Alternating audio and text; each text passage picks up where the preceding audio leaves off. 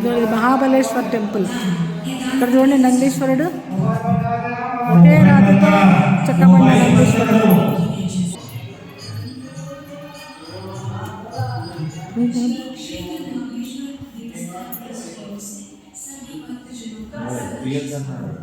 తెలుసు నాకు.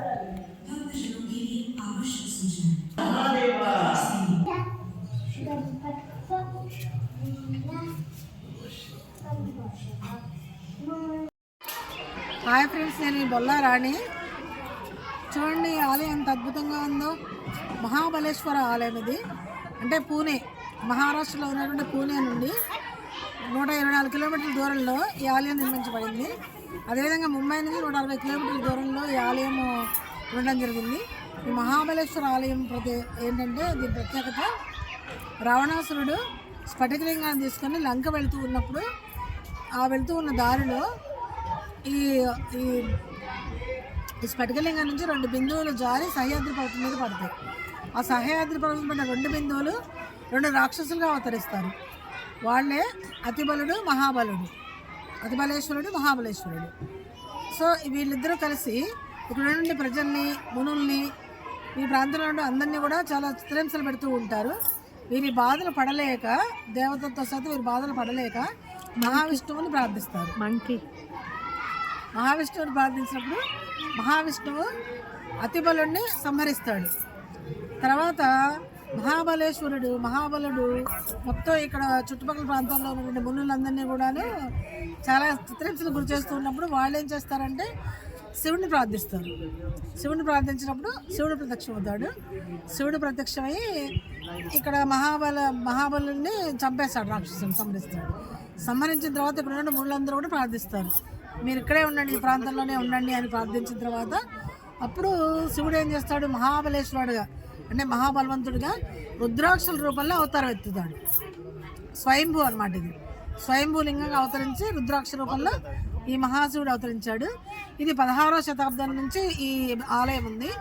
అయితే మనకి ఇటీవల కాలం అంటే 13వ శతాబ్దంలో అవతరించింది. 16వ శతాబ్దంలో ఛత్రపతి శివాజీ ఈ ఆలయాన్ని పునర్నిర్మించారు. ఆ నిర్మించిన తర్వాత అతని తల్లి జిజాబాయి పేరు మీద అతని దగ్గర డబ్బంతా తీసుకొచ్చి తులాభారం వేయిస్తాడు. ఈ తులాభారం నుంచి డబ్బంతా దీన్ని ఖర్చు చేయడం జరుగుతుంది అనమాట ఛత్రపతి శివాజీ. సో ఇట్లాగే మహాబలేశ్వరుడి ఆలయం చూడండి, అక్కడ గోపురం చూడండి ఎలా ఉందో, చాలా చక్కగా వెరైటీగా ఉంది. పలకలుగా స్టెప్స్గా ఈ ఆలయాన్ని నిర్మించారు. ఆలయ శిఖరంలో కూడా పైన చూడండి ఆ జెండా ఉంది. జెండా ముందు కలశం చూడండి ఏ ఆకారంలో ఉందో మీకు. ఆ కలశం కూడా ఆ ఆకారంలో కనిపిస్తూ జరుగుతుంది. సో ఇట్లాగే ఈ క్షేత్రాన్ని సహ్యాద్రి పర్వతంలో ఉంది. అలాగే ఈ కృష్ణానది ఒడ్డును, ఇది కృష్ణానది పాయగా ఏర్పడి ఘాట్ కూడా ఉంది. ఘాట్ ప్రదేశంలోని ఈ ఆలయం నిర్మించడం జరిగింది. సో ఇక్కడికి వచ్చిన ప్రజలు ఈ మహాబలేశ్వరుని ప్రార్థిస్తే వారి కోరికలన్నీ తీరిపోతాయని ప్రతీది. లోపల నందీశ్వరుడు ఉన్నాడండి. ఆ నందీశ్వరుడు కూడా ఒకే రాయితో నిర్మించబడ్డారు. నందీశ్వరుడి చెవిలో మన కోరికలన్నీ తెచ్చుకొని, మన కష్టాలను చెప్పుకొని శివుడికి చెప్పండి, మా కష్టాలు మా కోరికలు తెచ్చుకొని శివుడిని ప్రార్థించండి అని నందీశ్వరుడి చెవిలో చెప్తే నందీశ్వరుడు శివుడికి తెలియడం జరుగుతుంది. మన కష్టాలు తొలగిపోయి మన కోరికలన్నీ తినడం జరుగుతుంది. సో ఈ కట్టడం అంతా కూడా రాతితో నిర్మించబడిందండి. కేవలం మొత్తం అంతా కూడా రాయితో నిర్మించబడినటువంటి కట్టడం అన్నమాట ఇది. ఈ కట్టడానికి ఉన్నటువంటి ప్రత్యేకత ఇది. అట్లాగే ఈ చుట్టుపక్కల ప్రాంతాల్లో కూడా వ్యూ పాయింట్ ఉంది. పారాచూట్ ద్వారా కూడా మనం స్కైలోకి వెళ్ళొచ్చు. 100 మీటర్ల పైగా స్కైకి వెళ్ళే ఛాన్సెస్ కూడా ఉన్నాయండి. సో ఈ రకంగా ఈ మహాబలేశ్వరుడు సందర్శించుకున్న ప్రకృతి సోయగా కూడా చాలా అందంగా ఉంటుంది. ఇక్కడ లోయలు ఉన్నాయి, డూన్స్ ఉన్నాయి, సహ్యాద్రి పర్వతాలు ఉన్నాయి. సో ఇక రకరకాల కొండలు ఉన్నాయి. వ్యూ పాయింట్ కూడా ఉందండి. ఈ వ్యూ పాయింట్ కూడా చూసి అనేక మంది భక్తులు చక్కగా అందరూ కూడా చాలామంది వస్తూ ఉంటారండి.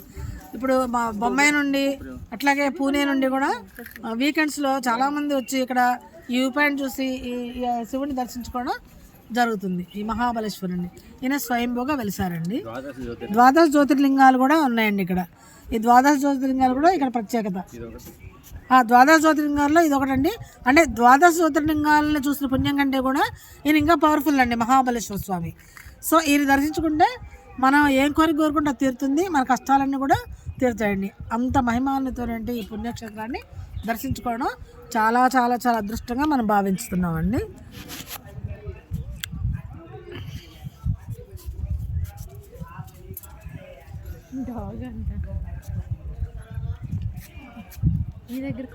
చూడండి వ్యూ పాయింట్స్, సహ్యాద్రి పర్వతాలు చూడండి.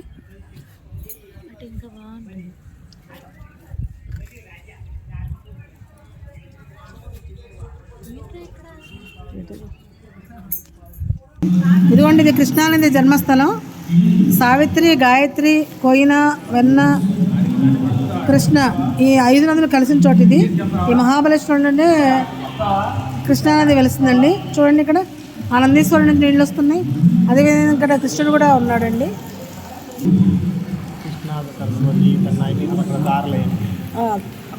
అక్కడ దారులన్నీ కనిపిస్తాయి. కృష్ణా, సరస్వతి, పెన్న ఇవన్నీ దారులు కనిపిస్తాయి. చూడండి, అదండి పైకి ఎక్కండి.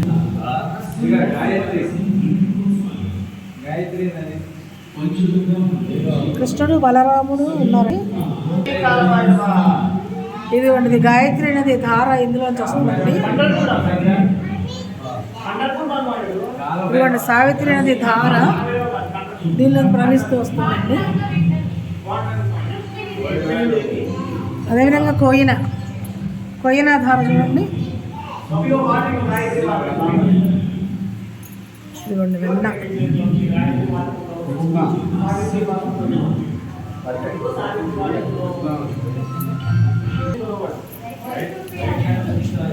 ఈయన వినాయకుడు అండి.